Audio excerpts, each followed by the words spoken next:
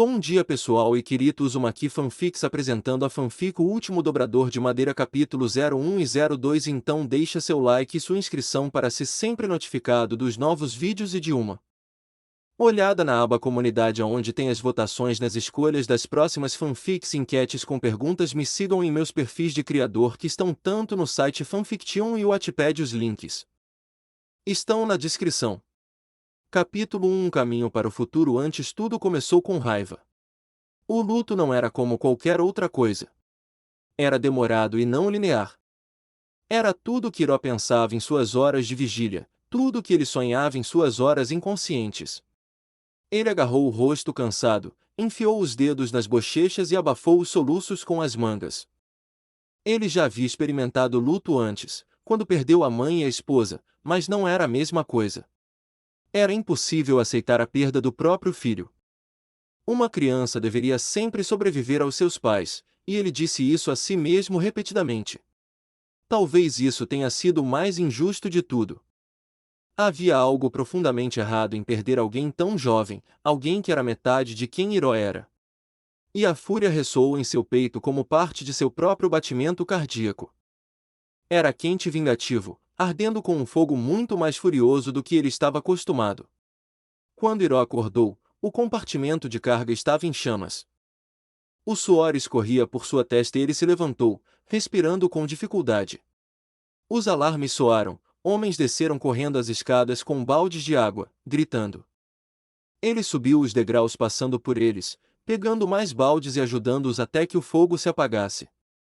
De qualquer forma, o estrago estava feito. Queimaduras negras devastaram as paredes do porão, os suprimentos foram queimados até ficarem crocantes. Restaram apenas alguns barris de alimentos secos. Um homem magro e de barba mole o avistou em sua armadura fosca da Nação do Fogo. O homem fez uma saudação, o capacete torto. General Hiro, ele gritou, surpreso. Afaste-se, capitão, respondeu ele, cansado. Eu não estava aqui. Senhor. Eu não estava aqui. Hiro cuspiu no rosto do pobre homem, saliva voando. E quando eu voltar para a Nação do Fogo, você fará bem em se lembrar disso. Mas o Senhor do Fogo já sabe, finalizou para o capitão. Agora, saia do meu caminho. Hiro passou por ele, empurrando-o com a mão áspera contra a parede de metal com um estrondo. Ele o deixou deitado no chão com uma expressão atordoada no rosto. Ele saiu do navio em meio a uma névoa. A prancha de desembarque já estava disposta, inclinada para o porto de uma plataforma em uma das colônias do Reino da Terra. Ele pisou em terra firme sem pensar duas vezes. Houve murmúrios abafados que flutuavam ao redor dele. Soldados e oficiais graduados curvaram-se quando ele passou, mas ele não lhes deu atenção. Ele passou pelas barracas do mercado, pelos aromas convidativos do jantar e das carnes curadas assadas, pela nuvem de temperos que o perseguia, pelo calor familiar dos flocos de fogo. Seu coração parou por um instante. Lúten adorava flocos de fogo quando criança. Hiro fechou os olhos com força, ignorando os apelos de seus concidadãos para que passassem por aqui. Ele passou pelos portões da cidade costeira, pelas ameias, pelos homens mascarados, pelo fogo de seu povo, e respirou em liberdade para encontrar seu próprio caminho. As moedas em sua bolsa tilintavam umas contra as outras, chacoalhando quando ele parava nas aldeias para comprar o café da manhã. Ele havia se escondido nas roupas do reino da terra, os verdes e tons de oliva obscurecendo o dourado de seus olhos. Ele era um simples e despretensioso não-dobrador chamado Shu. Ele tirou isso da lenda da caverna dos dois amantes que ouviu de nômades cantores a caminho de Omashu. Talvez ele já tivesse achado a história bela se um dos amantes também não tivesse morrido na guerra. Ele olhou para as muralhas que cercavam a imponente cidade. Foi outra fortaleza que a Nação do Fogo ainda não conquistou. Ele esperava que lá dentro encontrasse algum tipo de santuário para o Avatar. Ele sabia que era improvável, mas pensou que talvez um santuário para um grande espírito como o Avatar teria energia espiritual suficiente para ajudar a impulsioná-lo em sua expedição. Os guardas não lhe deram muito o que pensar. Eles o deixaram entrar junto com uma família viajante de comerciantes. Hiro supôs que ele estava sujo e arranhado. Até a barba estava desgrenhada, sem o topete. Ele parecia o mais distante possível da Nação do Fogo. Se ele fosse o homem que era há um mês, teria pensado que poderia derrubar a cidade por dentro em nome de seu país. Você ouviu? Uma mulher de meia-idade disse entusiasmada para outra. Eles estavam do lado de fora de um santuário dedicado a Oma Exu, bem no topo da cidade em forma de montanha. Não era o santuário que ele procurava, mas ele teve que vir tentar. O que, Aimi? Mais fofocas da corte? O rei Bumi celebrará seu 108º aniversário em breve, respondeu a outra mulher. Aimi balançou a cabeça, os olhos arregalados. Não é isso. Há informações da linha de frente que meu marido obteve. Você sabe que ele trabalha para os mensageiros do rei. Ele disse que o Senhor do Fogo Azulon morreu e Ozai está assumindo o trono. Com um líder inexperiente, você acha que aqueles fabricantes de cinzas da Nação do Fogo finalmente recuarão? A outra mulher zombou. Não tenha muitas esperanças. Esta guerra já dura há gerações. Se ainda houver alguma esperança, o Avatar retornará, e você sabe quais são as chances disso. Iro avançou, apoiando-se na parede de terra do prédio à sua frente. As mulheres ao lado dele não lhe prestaram atenção. Tudo o que ele conseguia ver era a pequena estátua dos dois amantes abraçados embaixo da escultura da entrada de uma caverna, ao lado de uma placa do santuário. A luz do sol fazia com que os sulcos de cada linha parecessem mais profundos. Por um momento, ele voltou a ser o que era. Ele cerrou o punho ao lado do corpo, a boca formando uma carranca. O rosto relaxado de Luten apareceu, assumindo o controle de sua mente. Não, pensou ele, não posso ser desviado do meu objetivo. Seu pai estava morto e seu irmão recebeu sua coroa. Iro não iria ao funeral. Ele não se importava mais com esse tipo de poder. Ele só se importava com Luten. Iro aventurou-se para o sul em busca de alternativas. Ele estava desesperado. Todo momento ele estava de pé, olhando com os olhos e os ouvidos. Ele meditou em santuários, templos dedicados a vários espíritos e jardins destinados à serenidade. Ainda assim, ele não conseguiu encontrar o fio de energia que desejava, ele desejava além de qualquer outra coisa. Ele ficou desiludido, repleto de agonia por mais um fracasso.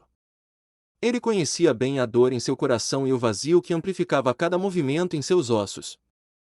Sua dominação de fogo tornou-se errática, explosões de energia sem sentido com chamas de fúria contra si mesmo e sua perda. Ele usou o mesmo fogo para derrubar as vinhas das quais estava se esquivando. A água pantanosa batia em suas coxas e o cobria com um fedor fétido. Os mosquitos passavam zunindo por suas orelhas e ele batia nas manchas que pinicavam e coçavam em sua pele. Os coachos dos sapos texugo estalavam no ar, e os jacarés-gatos deslizando nas águas não ajudavam em nada. O pântano em que ele se encontrava era bizarro, sinistro. Houve rangidos no meio da noite que ele não conseguia igualar aos animais, um arrepio na atmosfera que ficou sem solução. Ele lançou outra bola de fogo na fogueira que tentava manter, mas a madeira continuava a apagar-se sem vento nem explicação. Iro suspirou em suas mãos, tremendo. Ele apenas olhou para cima ao ouvir o som de uma risada musical. Ele conhecia aquela risada, sabia como se sempre tivesse feito parte dele. Lu 10, ele gritou, a voz embargada por desuso. A excitação borbulhou em sua garganta. Luten, onde você está? Consegui, pensou ele, com um sorriso nos lábios secos, estou no mundo espiritual. Eu posso salvá-lo. Já fazia muito tempo, meses, na verdade. Ele quase poderia fingir que nenhum de seus sofrimentos aconteceu, apenas para aproveitar o momento de clareza que ele se proporcionou. Ele atravessou o bosque de figueiras, debatendo-se contra folhas chicoteadas e plantas que se contorciam. A risada continuou à sua esquerda, depois à direita. Ele seguiu sem hesitação. A água espirrou. Ele tropeçou nas raízes e tropeçou em criaturas parecidas com aves gritando. Meu filho! Ele gritou, assim que viu as costas de Luten, estremecendo de alegria ao lado de uma árvore. Ele estava vestindo suas vestes formais, o cabelo preso em um topete tradicional. Mesmo visto de trás, seu filho parecia o mesmo e como ele se lembrava dele. Hiro estendeu a mão para seu ombro. A risada parou. Seu filho desapareceu. Era uma raiz que saía da água, mais alta que ele e tão larga quanto uma pessoa. Não foi Luten não, Hiro murmurou para si mesmo, caindo no chão. A água do pântano cobriu até a cintura. Não! Ele ficou sem fogo para se curvar. Ele fechou os olhos e soluçou. Ele sentiu o calor das lágrimas escorrendo por seu rosto em riachos. A escuridão da noite o envolveu e sufocou, com cordas pretas amarradas em seu pescoço e seus braços ao lado do corpo. Ele não conseguia mais ver nada além de sua própria dor penetrante enquanto latejava. Ele pensou nos espíritos e pediu energia e ajuda. Eles não atenderam a ligação nem uma vez nem lhe deram nenhum sinal. Ele estava perdido e seu filho nunca seria encontrado. Hiro caiu para frente. Ele continuou caindo. E caindo. Caindo. E então, ele rolou para algo macio. Assustado, ele abriu os olhos para ver um mundo que não reconhecia. A grama era esmeralda e etérea, quase brilhante. O campo se estendia diante dele pelo que pareceu uma eternidade. Ele ficou parado, vendo o brilhante cerúleo do céu. Ele seguiu a corda invisível que o puxava, curioso para ver aonde ela o levava, com lágrimas secando em seu rosto. Ele se virou e viu a beira de um penhasco. Logo além, ele podia ver o topo das montanhas. Borboletas brilhantes esvoaçavam e pássaros gigantescos, do tamanho de dragões, voavam. Uma suave névoa lilás rodopiava nos fios de grama e através dos tecidos de suas roupas repentinamente secas. Ele caminhou ainda mais, e no penhasco, viu um homem sentado em uma mesa redonda. Ele era careca e vestia uma curiosa túnica laranja e amarela, com um colar de contas de madeira pendurado no pescoço. Ele tinha um bigode branco que chegava até o queixo e sua pele estava enrugada pela idade. Conforme Hiro se aproximou, ele piscou e balançou a cabeça. Ele não poderia estar saindo com um mestre do ar, poderia?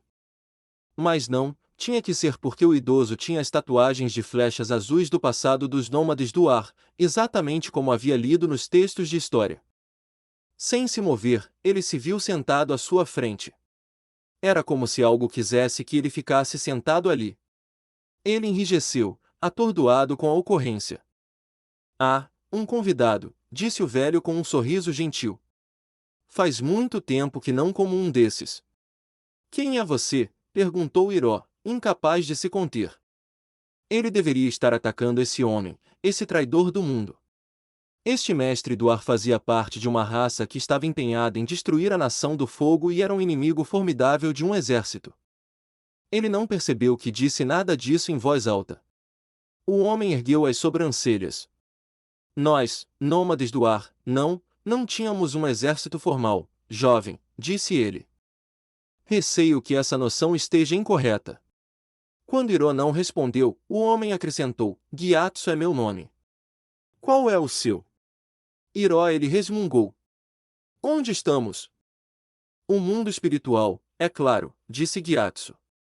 Ele empurrou uma peça redonda sobre a mesa para a frente. Quer jogar Paisho? Hiro engasgou, a compreensão o atingindo como um raio atingindo metal em uma tarde tempestuosa. De alguma forma, ele chegou ao lugar que procurava. Ele olhou ao redor, vendo os locais estranhos que devia ter perdido pela primeira vez. Ele finalmente percebeu quão peculiar era o cenário, quão sobrenatural. A névoa não agiu dessa forma, os pássaros não eram desse tamanho. Ele se voltou para o homem e para a mesa. Um tabuleiro circular foi colocado diante deles, com linhas esculpidas em diagonais. Havia ladrilhos redondos de cada lado com marcações, flores e rodas, e um barco. Não tenho tempo para jogar Paisho, respondeu Hiro. Vim aqui procurar alguém. Ele examinou o homem, subitamente cauteloso com ele. Por que você está aqui? Gyatso olhou para ele, os olhos cinzentos brilhando. Havia algo antigo em seu olhar, sábio e triste. Eu vim aqui procurar alguém também, disse ele. Você não os encontrou? Ele perguntou, a ansiedade o enchendo. Se esse Gyatso não tivesse encontrado quem procurava, então que esperança ele teria de encontrar Luten? Gyatso mexeu no azulejo novamente. Não, disse ele, com os olhos baixos. Mas encontro consolo no fato de que, se ele não estiver aqui, ele ainda estará lá fora, e o mundo terá uma chance de paz. Digo isso a mim mesmo porque tenho que acreditar nele. Hiro respirou fundo, de frente para o homem e a mesa. Ele observou os azulejos, pairando sobre um que parecia um crisântemo. Ele deslizou para frente em um espaço. Ele jogava Paixão há muito tempo e aprendeu o básico quando criança com seus professores. Ele não gostava de um jogo antigo, mas lhe disseram que era essencial se tornar um verdadeiro general e dominar a arte da estratégia. Vim aqui procurar meu filho, disse Hiro. Ele não sabia o que havia acontecido com ele, apenas sabia que precisava compartilhar essa informação. Algo nas palavras de Gyatso fez confiar nele, mesmo que o homem fosse um mestre do ar. Gyatso ofereceu um gambito de lótus branco como seu primeiro movimento. Entendo, ele respondeu, a voz suave. Também estou procurando pelo meu filho. Hiro parou no meio de pegar outra peça, com os olhos arregalados enquanto olhava para o homem. Então você deve entender, tremeu Hiro, que devo encontrá-lo a qualquer custo. Devo fazê-lo porque ele morreu muito jovem e muito cedo, e se eu o encontrar aqui, vou trazê-lo de volta para onde ele pertence. Gyatso recostou-se na cadeira, expressando calma e talvez pena. Se ele realmente estiver aqui, você não o encontrará. Aprendi que o mundo espiritual é assim. Ele testa mortais como nós e nossa determinação. Se você está procurando por seu filho na esperança de trazê-lo de volta ao mundo dos vivos, você não o encontrará mais. Hiro rosnou, batendo os punhos no tabuleiro de Paixão e virando muitas peças. Então por que você continua procurando se é inútil? Eu não vim aqui para falhar de novo. Gyatso permaneceu imperturbável. Ele olhou para ele com um rosto gentil e cansado, sobrancelhas grossas franzidas. A diferença entre você e eu é fundamental, meu amigo problemático, disse ele de uma forma que enfureceu ainda mais Hiro. É que você está vivo e eu estou morto. Com essas palavras, a luta deixou Hiro quase tão rapidamente quanto explodiu dentro dele. Posso ver que você tem muito pelo que viver, apenas esperando além de você, continuou Gyatso. No entanto, você se encontra aqui em um ponto que pode ser o mais baixo, o luto por um filho que você não pode aceitar seguiu em frente. Ele fez uma pausa, parecendo absorver Hiro. É difícil seguir em frente, e eu entendo isso. Quando perdi meu filho e os templos foram atacados, toda esperança foi perdida, mas sei que ele está por aí em algum lugar se ele não está aqui. Veja, descobri que nos momentos mais sombrios, a esperança é algo que você dá a si mesmo. Esse é o significado da força interior. Algo quebrou dentro de Hiro e ele caiu na cadeira. As lágrimas de antes brotaram de seus olhos e transbordaram. Seus ombros tremiam, suas mãos tremiam. Ele podia sentir o gosto do sal em seus lábios. A cada respiração, ele soltava outro grito, e outra parte dele se esforçava para preencher o vazio de sua alma com outra coisa.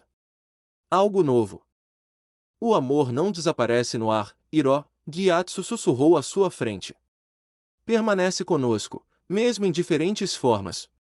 Renasce com cada vida e com cada pessoa que conhecemos. Apenas o Avatar renasce, Hiro se forçou a dizer entre suspiros. Então, como você pode dizer algo assim? O Avatar renasceu, sim, repetiu Gyatso com aquele tom de conhecimento. Mas o que isso quer dizer sobre o amor? Se o Avatar pode nascer em cada nova vida com um novo amor e um antigo amor, o que significa que o próprio amor não pode renascer? A sua dor não é uma manifestação do seu amor? Você ainda não ama as pessoas de quem você gosta, as pessoas que você deixou para trás. Não há mais ninguém. Não é a mesma coisa. Não, não é, concordou Gyatso. No entanto, peço que você pense nisso. Você acha que meu amor por meu filho perdido é diferente do seu?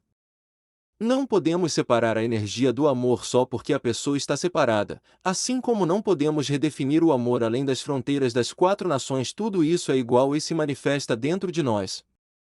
Enquanto vivemos. Não é a mesma coisa, repetiu Hiro, inflexível. Você não pode me dizer que não há mais ninguém que você ame, comentou Gyatso com uma carranca curiosa. Hiro olhou para o ladrilho de lótus branco que ainda estava no centro do tabuleiro, intocado por sua frustração. As ranhuras da superfície esculpida eram perfeitas e a tinta branca não apresentava lascas. Ele pensou nas flores de lótus nos jardins do palácio e em como Lúten se maravilhava com elas quando era mais jovem. Ele pensou em como Lúten trouxe seu primo pequeno, Zuko, para brincar nas flores, para observar os nenúfares balançando na superfície dos lagos, como ele havia incentivado Zuko a dobrar o fogo para ele. Hiro sorriu pela primeira vez em muitas luas. Ele soltou um suspiro que não sabia que estava aprendendo, olhando para Gyatso com um ar de transparência. Ele pegou todas as peças derrubadas do chão e colocou-as sobre a mesa. Eles jogaram paixão na iluminação salpicada do mundo espiritual. Hiro decidiu que retornaria para a Nação do Fogo em breve. Ele tinha que fazer isso se quisesse voltar para a pessoa que ainda amava. No entanto, ele ainda tinha que se preparar para a viagem e as circunstâncias que lhe aconteceriam. Ele não era mais o príncipe herdeiro. Ele era um general desgraçado. Ele precisava se preparar. Então, ele treinou dia e noite, dando socos o mais longe que podia nas florestas do Reino da Terra. Exceto que eles não eram os poderosos ataques de fogo de longo alcance aos quais ele estava acostumado. Na verdade, eles eram patéticos. Pequenas línguas de fogo jorraram de seus punhos e explodiram em nada mais que meio segundo. Outras vezes, era simplesmente fumaça. Ele praticou e tentou o máximo que pôde, sem sucesso. Ele não poderia voltar para sua nação assim. Isso significava que ele não poderia proteger a si mesmo, nem a pessoa para quem retornaria. Ele não poderia ensiná-lo se ele próprio fosse um fardo. Ele estremeceu, esfregando os braços por baixo da capa de lã desbotada que usava. Ele nunca havia enfrentado uma viagem tão ao norte antes. Havia neve no chão e icebergs flutuando logo além da baía da aldeia de que ele estava próximo. Ele deve ter estado a uma curta viagem da tribo da Água do Norte. Alguns aldeões eram comerciantes do norte, dominadores de água que vinham buscar vegetais do reino da terra e davam peles em troca. Ele observou alguns dominadores de água nas docas, como eles empurravam e puxavam riachos entre eles, redirecionando sua energia a cada postura. Hiro se moveu com eles, escondendo-se nas árvores, apenas para fazer algo para aquecer seu corpo quando não conseguisse conjurar fogo suficiente. Ele sentiu seu chi se mover dentro dele enquanto fazia isso. Ainda assim, a frustração por ser incapaz de dobrar seu próprio elemento pesava em sua mente. Tornou-se um hábito fingir que ele ainda conseguia dobrar o fogo da mesma forma que os dominadores de água conseguiam. Suspirando, Hiro se viu indo para a aldeia naquela noite em busca de comida. Ele precisava de tempo para pensar e se concentrar. Ele se movia pelas ruas e pelas pessoas, enfiando as mãos frias nas mangas. Havia uma placa de madeira que balançava para frente e para trás com o vento gelado. Era uma taverna e parecia quente por dentro. Ele procurou trocos dos bolsos e ficou feliz ao perceber que ainda tinha dinheiro suficiente para uma refeição barata. Ele entrou, sentindo a lareira em sua pele e descongelando-o em seu âmago. Ele estava prestes a se dirigir ao balcão onde uma mulher reunia jarras de vinho de arroz quando um cavalheiro sentado sozinho no canto da sala chamou sua atenção. Ele era da tribo da água e usava o azul e branco típico de seu povo. Ele tinha longos cabelos brancos que estavam ficando carecas, pele escura, uma pequena quantidade de pelos faciais e uma peculiaridade na boca. Na frente dele estava um tabuleiro de paixô. Intrigado, Hiro afastou-se do balcão e sentou-se diante do homem. Com licença, disse o estranho, inclinando a cabeça, você gostaria de jogar paixô? Suponho que sim, respondeu Hiro. Ele pegou a primeira peça e colocou-a no meio, exatamente como se lembrava de Gyatso ter feito. O homem pareceu alerta e depois sorriu. Vejo que você prefere o gambito do lótus branco. Poucos ainda se apegam aos costumes antigos, disse ele. Alguém me ensinou isso, explicou Hiro, um pouco perplexo com as palavras do homem. Foi uma estratégia interessante. Ah, disse o homem, movendo-se para colocar outra peça no tabuleiro. Talvez eu possa lhe ensinar mais. Você estaria interessado em aprender? Hiro olhou para cima, vendo os olhos azuis do homem brilharem à luz da lamparina. Sim, ele respondeu lentamente. Eu acho que sim.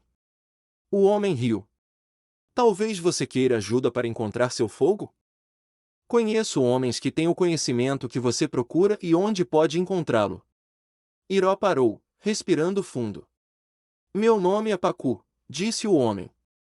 Eu vi você perto da água nos últimos dias. Apesar de tudo, ele sorriu. Hiro, ele disse. Quero saber como fazer fogo sem raiva. Os dois jogaram muitas partidas até que a taverna ficou cheia de bêbados e pessoas questionáveis. Hiro aproveitou o tempo que passou ali, surpreendendo-se nessas horas.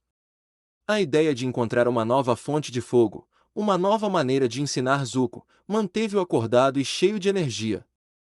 A memória de Luten ainda permanecia sob sua pele, apertava seu coração, doía. Hiro não largou Luten. Ele não podia. Mas ele poderia aprender a aceitar o que havia acontecido. Ele se encontraria e descobriria o verdadeiro significado de sua perda. Ele já havia feito muito progresso. Sua raiva contra si mesmo e seus fracassos foram levados pelas marés turbulentas do oceano e, como navios, navegaram em direção ao sol. Agora dentro de um cruzador padrão da Marinha do Fogo, o príncipe Zuko, o príncipe herdeiro banido da Nação do Fogo, meditava em seu quarto. Enquanto ele continuava a expirar e inspirar pacificamente, as velas à sua frente expandiam-se calmamente antes de encolherem a cada respiração. Esta foi uma das poucas vezes em que se encontrou o príncipe banido sem a típica carranca. Em vez disso, o jovem com cicatrizes tinha uma aparência pacífica, se não relaxada, algo raro para um adolescente de cabeça quente. De repente, o silêncio desapareceu com o barulho da porta de metal se abrindo. Seu tio Hiro enfiou a cabeça para dentro. Zuko continuou sentado em sua posição meditativa, seus olhos nunca deixando as velas. Se a única razão pela qual você está me interrompendo, tio, é melhor que sejam notícias sobre o Avatar. O príncipe com cicatrizes disse calmamente, nunca olhando para seu tio. Hiro abriu totalmente a porta, fazendo-a gritar mais alto, mas não fez nada para desagradar o príncipe acalmado. Tenho novidades, príncipe Zuko, mas você pode não gostar. O idoso general olhou para o pergaminho em sua mão contendo a notícia. Não fique muito chateado, aconselhou o tio do adolescente. Zuko apenas continuou a olhar para as 4 velas à sua frente, o pequeno fogo queimando lenta e calmamente. Tio, você me ensinou que manter a cabeça fria é sinal de um grande líder. Agora, seja o que for que você tenha a relatar, tenho certeza de que posso lidar com isso. Hiro não escondeu o rosto surpreso. Talvez seu sobrinho finalmente tivesse entendido que alguém deveria estar sempre calmo em qualquer situação. Vendo o exterior calmo de seu sobrinho, Hiro decidiu não fazer rodeios e, em vez disso, cuspiu. Ok, não temos ideia de onde ele está. Ele respondeu com sinceridade. As pequenas bolas de fogo acesas nas velas cresceram imediatamente em tamanho e ferocidade. Em questão de segundos, tudo se transformou em um inferno violento enquanto a raiva de Zuko tomava conta dele. O famoso dragão do oeste nem piscou mesmo quando o fogo ameaçou queimá-lo. Em vez disso, o homem mais velho simplesmente tirou um leque dos bolsos de suas vestes e começou a se abanar. Você realmente deveria abrir uma janela aqui, sugeriu o homem enquanto Zuko se levantava de sua pose meditativa e optava por pegar o pergaminho das mãos de seu mentor. Deixe-me ver o mapa. Zuko atacou seu tio antes de abrir o pergaminho, revelando um mapa mundi, incluindo algumas das ilhas menores.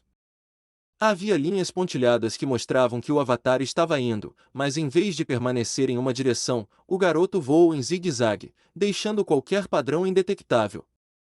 Houve vários avistamentos do Avatar, mas ele é impossível de rastrear, explicou o herói enquanto ainda se abanava com o leque vermelho brilhante. Com sua tradicional carranca, os olhos dourados de Zuko olharam para o mapa e o caminho do Avatar, tentando descobrir onde ele apareceria em seguida, sem sucesso. Como vou encontrá-lo, tio? Zuko perguntou ao seu professor de domínio de fogo. Ele é claramente um mestre em manobras evasivas. Avatar da equipe na cela de Appa, Sokka estava olhando o mesmo mapa que Zuko, mas não tinha o caminho escrito. Olhando para o jovem Avatar que estava voando e guiando o bisão gigante, Sokka teve que perguntar: Você não tem ideia de para onde está indo, não é? Aang levou um segundo para considerar a pergunta de Sokka antes de responder com sinceridade: Bem, eu sei que está perto da água. Sokka olhou ao redor e viu água sem fim quilômetros à frente. Devíamos estar perto então, disse Sokka com sarcasmo. Sokka olhou o mapa antes de olhar para o Avatar. Aang, você tem uma bússola? Não, por quê? Então como você sabe que estamos quase lá? Sokka exclamou. Sokka, acalme-se, Katara disse ao irmão enquanto continuava a fazer a bainha das calças do menino. Aang já esteve neste lugar antes, tenho certeza que ele sabe que caminho seguir. Aang sorriu para o dominador de água. O jovem Avatar olhou para Momo, que estava sentado em seus ombros. Momo, bolinhas de gude, por favor. O Lemuri voador chiou em resposta antes de mergulhar na camisa do Avatar, antes de ressurgir com as bolinhas de gude nas patas e colocá-las nas mãos estendidas de Aang. Ei, Katara! Confira isso! Aang estendeu as mãos e imediatamente as bolinhas começaram a girar rapidamente em um movimento circular, fazendo as bolinhas escuras ficarem borradas, o tempo todo com um sorriso cafona enquanto tentava impressionar a garota da tribo da água. Katara nem sequer tirou os olhos de sua costura. Isso é ótimo, Aang. Ela disse, desinteressada, ainda sem erguer os olhos. O sorriso de Aang logo se desfez quando Katara não percebeu nem ficou impressionada com seu movimento de dobra de ar. Ele parou de canalizar o vento na palma da mão, fazendo as bolinhas caírem em sua mão. Você nem olhou. Katara olhou para cima por um segundo. Isso é ótimo. Mas não vou mais fazer isso, disse Aang, desanimado. Não se preocupe, Aang, disse Sokka enquanto se inclinava casualmente contra a cela. As meninas precisam de espaço quando estão costurando. Katara, que havia voltado a costurar calças de Sokka, parou imediatamente e virou a cabeça na direção do irmão mais velho. O que o fato de eu ser menina tem a ver com costura? Ela perguntou, parecendo pronta para esfaquear seu irmão com a agulha. Simples, as garotas são melhores em consertar calças do que os garotos. E os garotos são melhores em caçar, lutar e coisas assim. Sokka explicou como se fosse óbvio. É a ordem natural das coisas. A dominadora de água tinha um sorriso zombeteiro enquanto segurava as calças semifixadas de Sokka. Tudo feito com suas calças. Ela disse zombeteiramente, e veja que ótimo trabalho eu fiz. Ela segurou as calças ainda mais perto de Sokka, certificando-se de apontar o grande buraco nas calças antes de jogá-las na cela e direto no rosto de Sokka. Espere! Sokka tentou dizer enquanto tentava tirar as calças do rosto. Ele parecia um tanto idiota, vestindo nada além de cueca e casaco com as calças presas na cabeça. Desculpe! O garoto da tribo da água tentou dizer quando finalmente conseguiu se desembaraçar das calças. Eu só estava brincando, Katara, por favor. Sokka enfiou a mão pelo buraco como se justificasse que precisava costurar as calças. Relaxe, Sokka. Para onde estamos indo não precisaremos de calças. Aang exclamou da cabeça de Appa. Durante a hora seguinte, não houve nada de novo além dos rosnados suaves de Appa ou dos chiados de Momo, mesmo os roncos altos de Sokka pouco fizeram para mudar o cenário. Apertando os olhos, ele conseguiu distinguir o contorno tênue de montanhas e altos pinheiros. Terra! Sokka chamou Aang, que estava dormindo profundamente na cabeça de Appa, embora devesse estar acordado para guiar Appa e não jogá-los no oceano. Katara rastejou para o lado. Conseguimos, onde quer que estejamos. À medida que se aproximavam, Sokka e os outros notaram que a ilha era bem pequena e tinha o formato de uma lua crescente. Aang guiou Appa para pousar na costa. Imediatamente, o monge careca saltou do bisão e correu em direção à costa, olhando para o oceano com uma alegria infantil. Não deveríamos estar indo para o Polo Norte? Sokka perguntou ao Avatar. Com todos os pit stops que você fez, não chegaremos lá até eu completar 112 anos. Aang, que estava olhando para o oceano como se procurasse alguma coisa, ignorou o guerreiro sarcástico e, em vez disso, engasgou e apontou algo no horizonte. Olhar! De repente, um grande peixe-koi, facilmente do tamanho de uma pequena colina, saltou do oceano e pareceu pairar no ar, a luz do sol brilhando em suas escamas douradas, antes de cair de volta na água do mar com um grande estrondo. Isso é, um peixe enorme, é por isso que estamos aqui. Aang explicou enquanto começava a se despir, para montar no elefante koi. Espere, então voamos até aqui para livrar os peixes? Katara perguntou incrédula. Aang acenou com a cabeça e sorriu. Frio. Os dois irmãos que ainda estavam na praia tiveram tempo de ver Aang pular do oceano gelado, mas ele continuou a nadar em águas mais profundas. Sokka e Katara assistiram e esperaram que ele voltasse. A água em que ele estava começou a borbulhar e então um enorme peixe-koi emergiu das profundezas do oceano. Quando alguém quis dizer grande para descrever esses peixes, quis dizer facilmente 50 vezes maior que a Appa, que era um Sky Bison adulto. Aang estava segurando a grande barbatana dorsal. Katara sorriu ao ouvir Aang torcendo pelo koi. Por outro lado, Sokka continuou sentado na praia com a mesma expressão entediada e sombria. Mesmo do outro lado da pequena baía, Katara ainda podia ver Aang sorrindo para eles. O pensamento dele tentando impressioná-la nunca pareceu passar por sua mente. Katara começou a torcer por ele. Quando o koi começou a pular e nadar com velocidade e agilidade surpreendentes, Sokka lançou-lhe um olhar exasperado, completo com um revirar de olhos. Por que você está torcendo por ele? Os peixes estão fazendo todo o trabalho. Aang viu cardumes de peixes de tamanho normal ao seu redor, correndo pelo recife e alguns até nadando. Pelo canto do olho, ele pensou ter visto alguma coisa. Algo grande, escuro e estranho, algo que não deveria estar ali. Mas quando ele se virou, não viu nada, e quando percebeu que a maioria dos pequenos peixes havia sumido, o koi dourado que ele montava finalmente retornou à superfície. Aang não pareceu notar a angústia do amigo, ele apenas sorriu e acenou para eles. O que foi aquilo? Katara exclamou enquanto os quatro observavam a grande barbatana desaparecer nas profundezas escuras. Aang estava se vestindo, não sei. Ele disse enquanto olhava para o local onde o monstro havia desaparecido com cautela em seus olhos cinza esfumaçados. Mas seja lá o que for, eu realmente não quero descobrir. Sokka esfregou as mãos antes de gesticular para Appa com o polegar. Bem, seja lá o que for, pode permanecer desconhecido para nós. Aang, você se divertiu, agora é hora de voar para o céu e sair desta ilha estúpida. Parecia que o destino tinha algo mais para os três jovens viajantes, ou talvez os espíritos adorassem desprezar Sokka. Tudo o que Sokka viu foi um flash verde escuro e dourado antes que alguém o agarrasse por trás. O jovem adolescente lutou contra o aperto, mas sentiu algo forte atingir sua têmpora.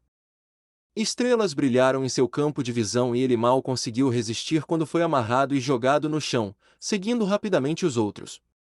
Eles até amarraram Momo. Ou poderíamos ficar um pouco antes que a escuridão o alcançasse. Aang, acorde! Aang gemeu e recostou-se, sua cabeça bateu em algo que não melhorou sua dor de cabeça. Ele percebeu rapidamente, mesmo em seu estado de dor, que havia sido amarrado a um grande poste de madeira com os outros. Fora isso, ele não sabia. Quem quer que o tenha sequestrado vendou os olhos do mestre do ar. Vocês três têm algumas explicações a dar.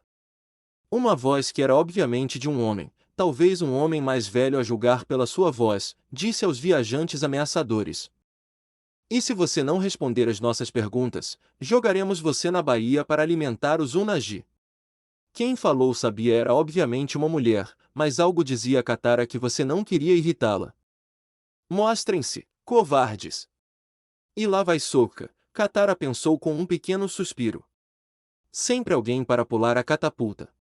A venda foi arrancada, permitindo que Aang e os outros vissem. Assim que seus olhos se acostumaram à luz, ele percebeu que estava cercado por mulheres vestindo túnicas verde floresta, e seus rostos estavam cobertos por uma maquiagem branca pura com sombra vermelha. Quem é você? Onde estão os homens que nos capturaram? Sokka exigiu. A mulher que havia falado antes, a líder, Aang percebeu, falou novamente. Não havia homens, nós capturamos você. O líder, que parecia um pouco mais velho que Sokka, gesticulou em direção às mulheres de túnica verde. Sokka bufou em descrença. Sim, certo, como se um bando de garotas nos derrubasse. Essa não era a coisa certa a se dizer, principalmente porque eles estavam sendo mantidos prisioneiros por mulheres que pareciam felizes com o pequeno comentário de Sokka. O líder foi até o jovem guerreiro da tribo da Água do Sul e agarrou o menino pela camisa. Um monte de garotas, hein?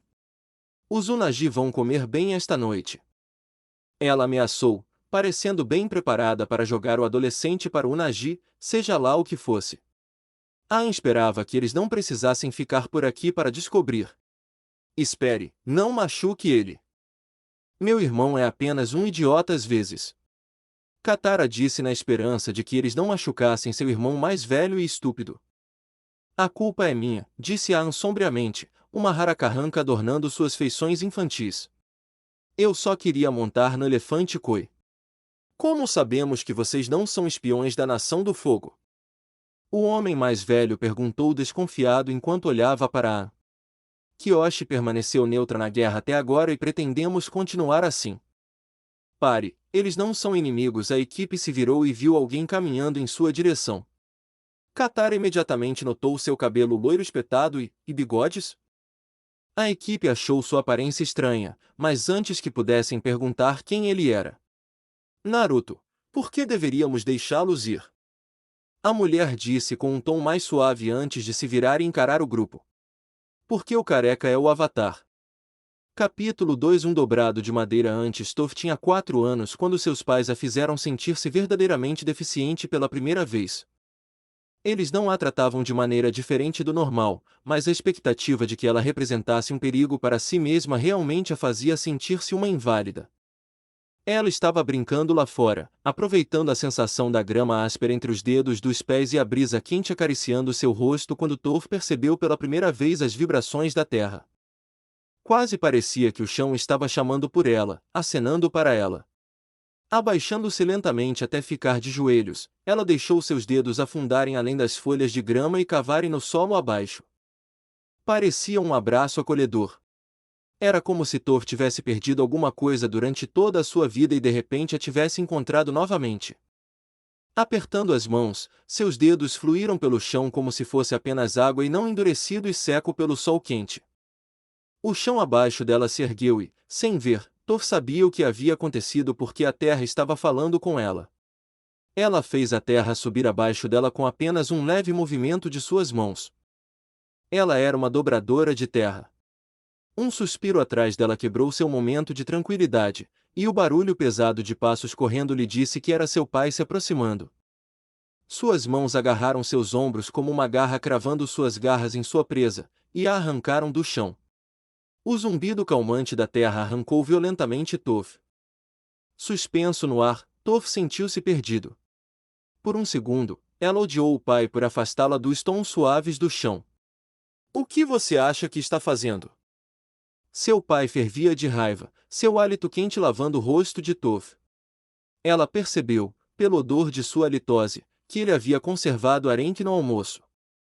Suas mãos balançaram seu pequeno corpo como uma boneca de pano, seus pés nem uma vez roçando o chão.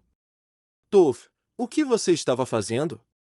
Eu estava dominando a terra, Toph respondeu simplesmente.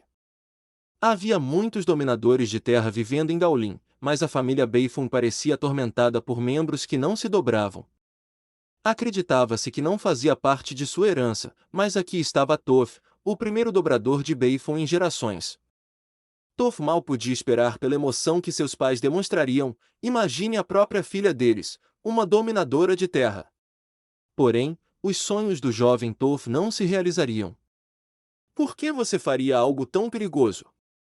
Você poderia ter se machucado. Com essas palavras, Toph sabia que isso seria outra coisa que seus pais proibiriam para sua segurança. Ela já estava proibida de brincar com as outras crianças ou até mesmo de sair da propriedade. Certamente, ele poderia deixá-la ficar com uma coisa? Papai, não é perigoso. A Terra é legal. Toph estava começando a ficar desorientado por ficar tanto tempo no ar.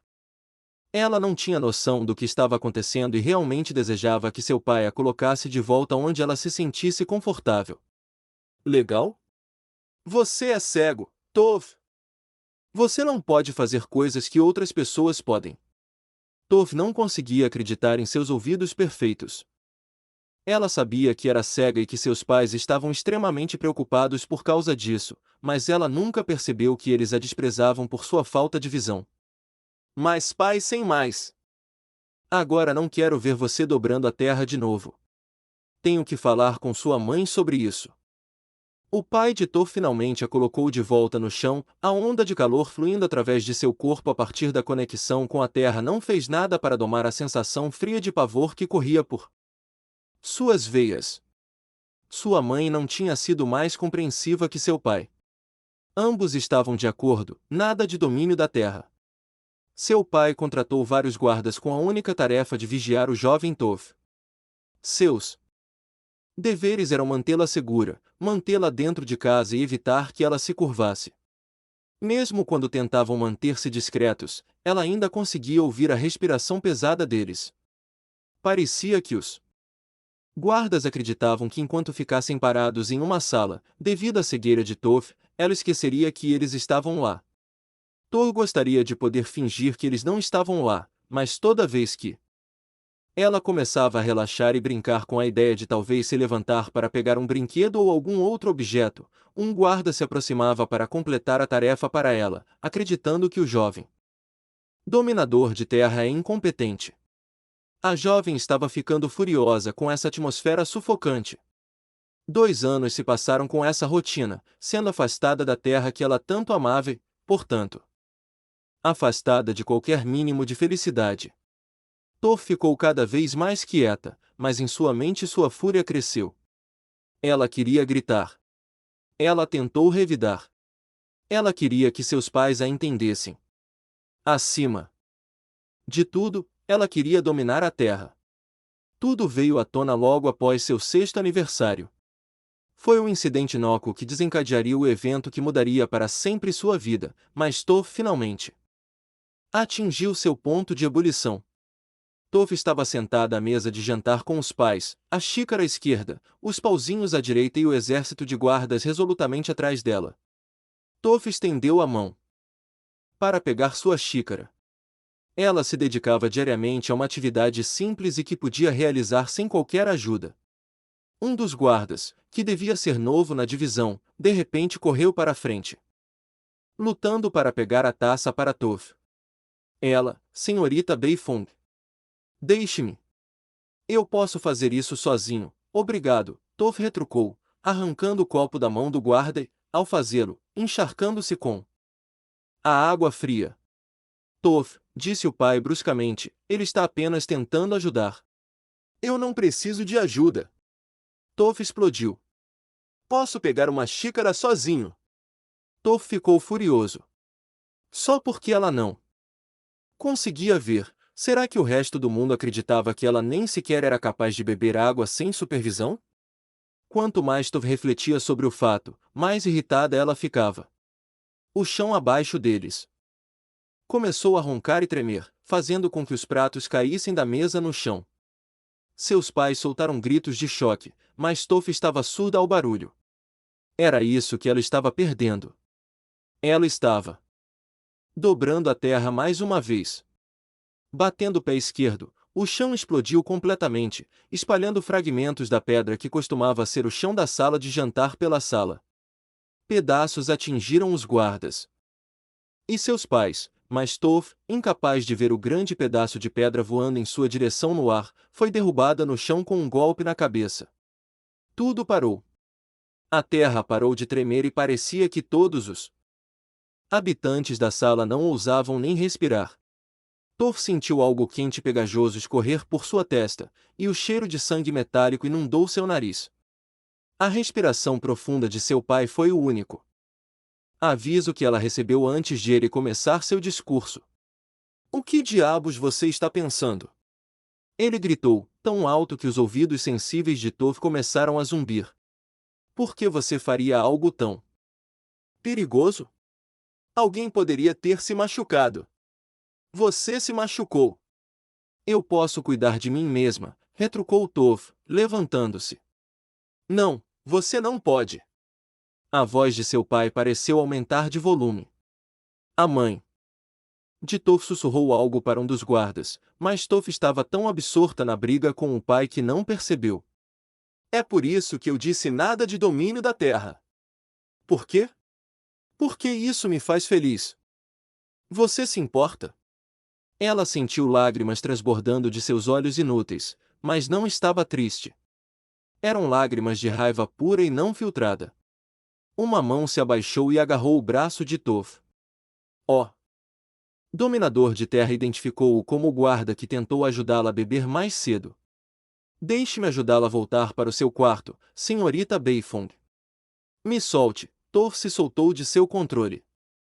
Ele imediatamente a soltou, indicando a Toph que esse guarda era fraco se uma criança de 6 anos pudesse escapar facilmente de seu domínio.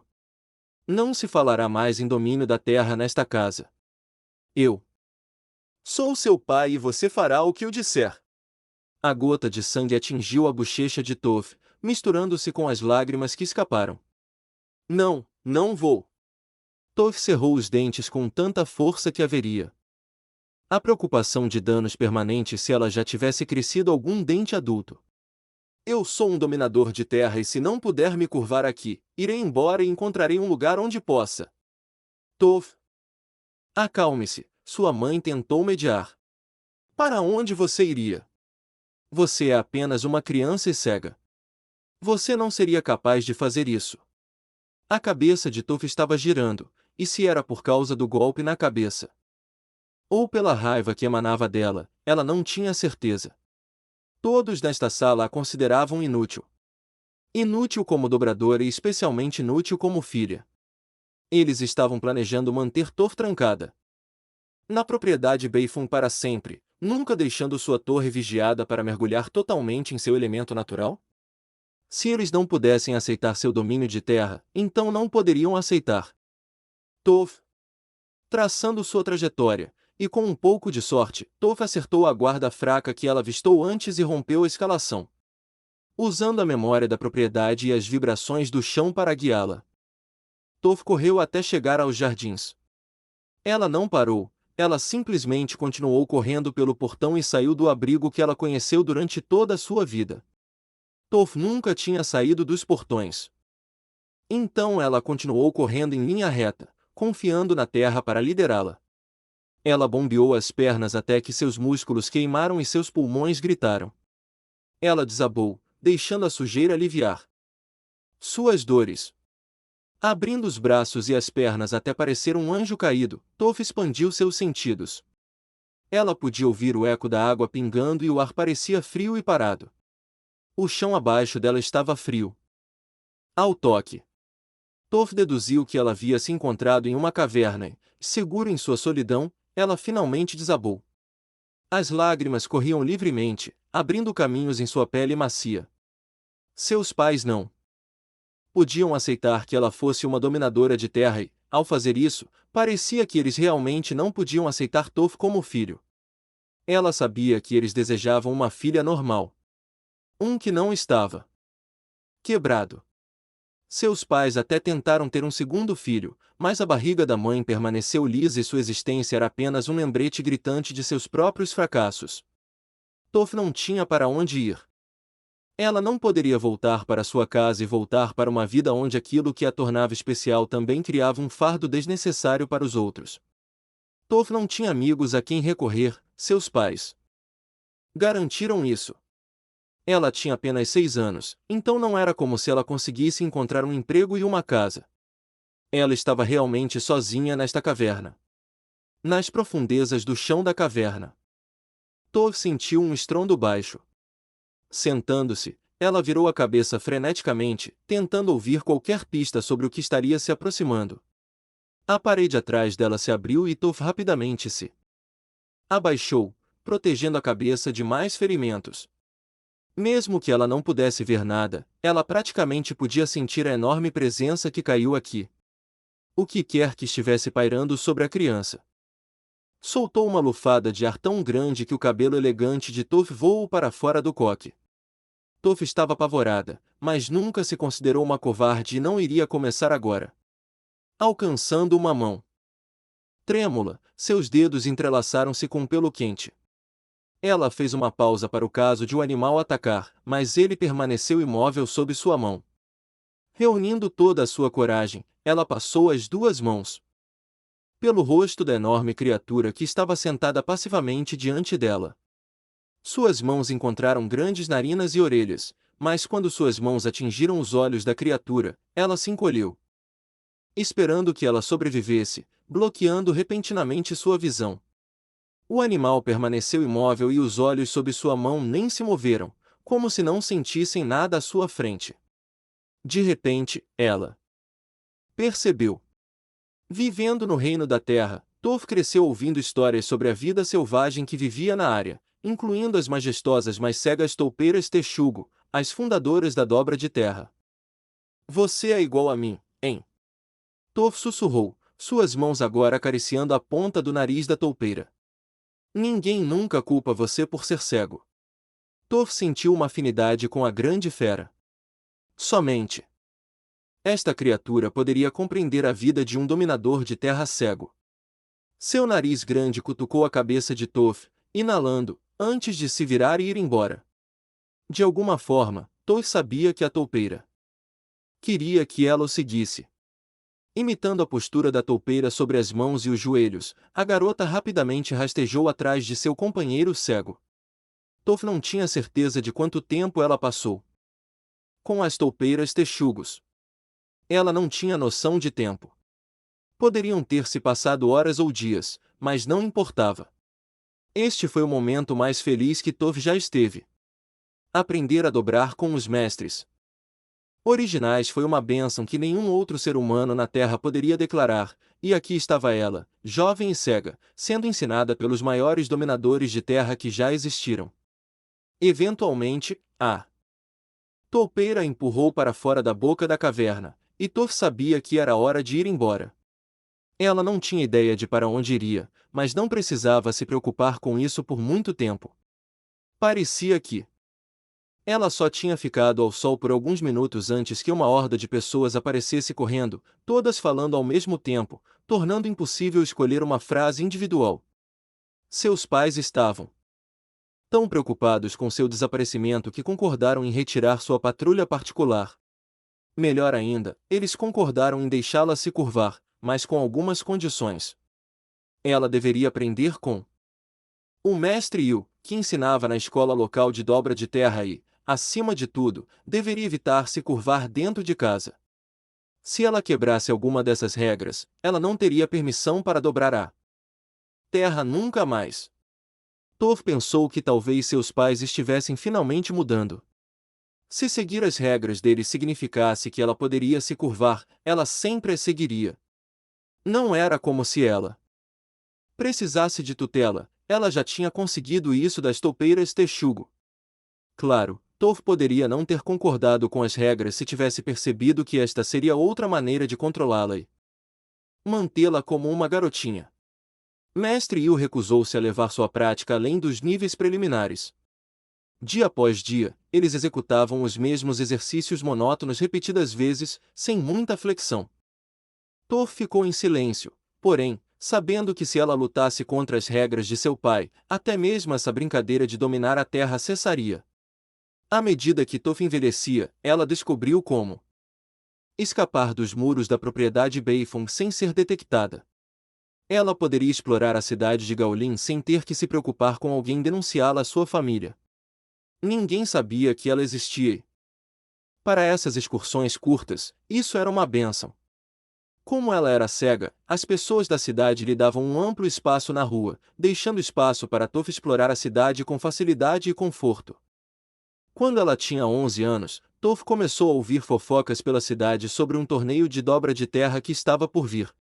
Somente os melhores dominadores de terra poderiam entrar. Foi consenso geral que um campeão coroado seria considerado o melhor dominador de terra de toda a região norte. tendo que ficar quieta em casa e apenas praticar seu domínio da terra quando ela escapava. Toph estava ansiosa por uma chance de mostrar suas habilidades. Toph sabia que ela era a melhor dominadora de terra do mundo, mas de que adiantava se ninguém mais soubesse? Toph se inscreveria neste torneio e, quando vencesse, o mundo finalmente veria que ser cega não significava que ela era incapaz. Depois de conversar com algumas velhinhas que fofocavam como se isso estivesse saindo de moda, Toph conseguiu o nome do homem que liderou o torneio, Xin-Fu. Xin-Fu era um homem difícil de encontrar. Ela descobriu que ele não tinha os registros mais limpos através dos boatos, mas isso apenas o tornou ainda melhor em se esconder. Toph não estava disposto a desistir ainda. Mestre Yu tinha o hábito irritante de conversar constantemente durante o treinamento de dobra de terra.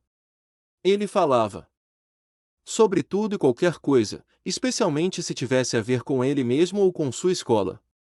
Numa manhã quente, enquanto percorria as posturas em um ritmo dolorosamente lento, Toph conseguiu sintonizar o balbucio fútil de Mestre Yu no momento exato. A sorte estava do lado da menina desta vez. E esse bandido, Xin-Fu, continua aparecendo na minha escola para sediar meus alunos sobre algum torneio que ele está organizando. Não é nem regulamentado. Não preciso que meus alunos se associem a um bando de criminosos e vilões. Mestre Yu continuou tagarelando sobre alguns assuntos fúteis, mas Toph conseguiu sua informação. Ela sabia exatamente onde Xin-Yu estava e não iria deixá-lo escapar. Vários dias depois, Toph estava escondido perto da entrada da escola de dominação de terra do Mestre Yu. Ela sabia com certeza que Mestre Yu estava em uma viagem de negócios naquele dia, portanto, não localizaria Toph fora de sua jaula. Esta era sua única oportunidade, e agora ela só tinha que esperar que Xin-Fu aparecesse. Ela estava esperando há horas quando um homem, muito mais velho que os alunos que frequentavam a escola, passou pelos portões da frente. Este tinha que ser ele.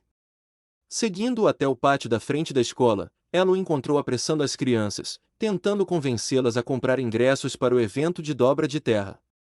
Apoiando os ombros, ela ficou bem atrás do grupo e estalou o pescoço, liberando qualquer tensão. Ela estava pronta. Xin-Fu, Toph gritou. Eu quero competir no torneio de dobra de terra. Todos os movimentos pararam e Toph apostava que todos os olhos estavam agora nela. Não, meninas. Não gostaria que você chorasse com sua mãe, zombou Xin-Fu. As reclamações de Toph aumentaram imediatamente. Ora, você está com medo de que eu possa realmente vencer? Toph ergueu o queixo e esperou parecer intimidador o suficiente. Quando Xin-Fu começou a gargalhar, Toph sabia que havia falhado, mas se recusou a quebrar sua postura. Ela apenas deslocou o pé 5 centímetros para a esquerda, e a próxima coisa que Xin-Fu percebeu foi que uma parede de pedra o empurrou. O que foi aquilo de chorar para a mamãe? Toph sorriu, estalando os nós dos dedos. Alguém mais quer ir? Xin-Fu saiu de debaixo da parede de pedra antes de enviar uma saraivada de pedras na direção de Toph. Xin-Fu era lento e desajeitado, e mesmo que Toph não conseguisse ver através das vibrações do solo, ela tinha certeza de que ainda seria capaz de evitar o ataque que se aproximava. Dando 2 passos para a direita e agachando-se, Toph sentiu os rastros de ar deixados pelas rochas passando por ela. Isso é tudo que você tem? Toph provocou o homem adulto. Ela poderia dizer que ele estava ficando frustrado. Quando as pessoas ficavam frustradas, elas ficavam desleixadas. Antes que Xin-Fu pudesse enviar outro ataque, Toph estendeu as mãos, envolvendo completamente Xin-Fu na rocha do pescoço para baixo. Se Xin-Fu fosse algum tipo de dobrador, ele não teria sido pego de surpresa por um ataque tão óbvio. Felizmente, Xin-Fu parecia estar cheio de ar quente. Toph sabia que ela havia vencido. O dobrador de Beifong caminhou lentamente até enfrentar Xin-Fu e sorriu abertamente em seu rosto. Então, quando e onde os concorrentes se encontram? Rock Bay Bar, hoje à noite às 7, resmungou Xin-Fu, admitindo-a Derrota. Vejo você então, Toph acenou, trazendo a prisão rochosa de volta ao chão. Enquanto ela se afastava, ela ouviu um dos meninos que assistia ao evento falar surpreso: Uau, ela é cega. Cara, eu pagaria muito para ver isso. Dê-me um ingresso. Eu também. Toph sorriu para si mesma. Parece que tanto Shinfu quanto ela podem lucrar com sua participação no torneio. Toph finalmente iria se libertar e mostrar ao mundo o que ela poderia fazer. Mais tarde, quando Toph estava levantando o cinturão do campeonato acima da cabeça em vitória, Toph finalmente se sentiu ela mesma.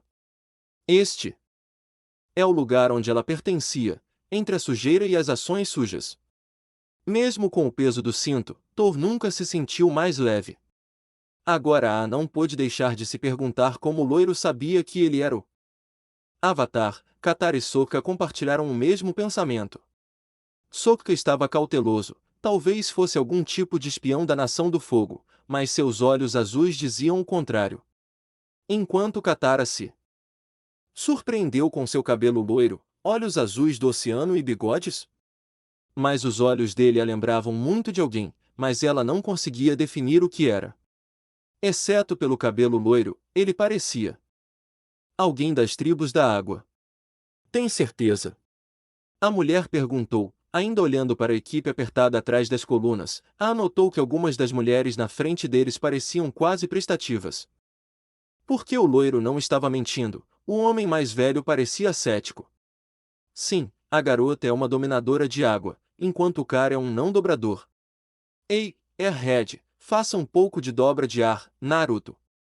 Gritou, olhando para o ousado com flechas ao redor de seu corpo. Aang pareceu irritado com o apelido antes de olhar para os amigos, quase perguntando o que fazer. Tanto Katara quanto Sokka acenaram. Para ele, eles precisavam saber que ele era o Avatar, afinal ele encolheu os ombros e pulou 3 metros no ar. De lá ele viu os rostos surpresos de todos menos daquele que se chamava Naruto. Ele tinha um sorriso no rosto. Aterrissando em pé, o homem mais velho deu um passo à frente com as mãos apertadas na frente do peito. Você é realmente o Avatar. É uma honra conhecê-lo, sinto muito pela forma como ele tratou você e seus amigos. O velho se desculpou com um tom sincero. Não se preocupe, agora, verifique isso, afirmou Aang e começou a usar sua dobra de ar para fazer um truque, com o sorriso mais estúpido que conseguiu mostrar. As pessoas reunidas começaram a aplaudir, quase como se ele tivesse acabado de mostrar que podia dobrar todos os 4 elementos e estava pronto para enfrentar o Senhor do Fogo. Um deles até desmaiou de felicidade. Naruto ergueu uma sobrancelha com seu comportamento. Ele gesticulou para que Suki libertasse os outros 2 convidados. Ao libertá-los, Naruto notou o leve olhar do rapaz para Suki, enquanto a garota se aproximava dele, enquanto o mais velho estava ocupado conversando com o Avatar. Obrigada por nos ajudar, disse a garota com um sorriso. Sem problemas, senhorita. Oh, meu nome é Katara, ele é meu irmão Sokka e Aang. Katara se apresentou com um sorriso envergonhado no rosto. Meu nome é Naruto, este aqui é Suki, é um prazer conhecer todos vocês, sigam-me. Vou levá-los até seus quartos, podemos conversar lá dentro. Naruto se apresentou e a garota gesticulou para que eles o seguissem, sabendo que eles tinham suas próprias perguntas. Aang e Sokka seguiram atrás, prontos para perguntar como ele sabia que Aang era o Avatar e que Katara poderia dominar a água. Por outro lado, Katara imaginou que ele poderia saber que Aang era o Avatar por causa de suas tatuagens ao redor do corpo. Afinal, a cultura dos nômades do ar era conhecida em todo o mundo e ainda havia livros descrevendo-os. Mas Katara não conseguia entender como Naruto sabia de sua dobra de água e que Sokka não conseguia se curvar. Logo chegaram a casa, comida e diversos doces foram trazidos para o Avatar. Suki saiu, dizendo que precisava treinar. Naruto foi o único que ficou para trás. A porta se fechou. Então, como você soube sobre A e eu? Katara perguntou imediatamente após a porta ser fechada. Naruto riu da expressão em seu rosto. Uau, Você esperou até a porta ser fechada. Naruto riu antes de seu rosto ficar um pouco sério. Quanto à sua pergunta, nem Aan, nem Katara, nem Sokka entendem como. No minuto seguinte, uma árvore de repente cresceu do lado de fora, entrando pela janela aberta e se enrolando no loiro, quase o protegendo. Eu sou um dobrador de lenha. Fim dos capítulo até a próxima.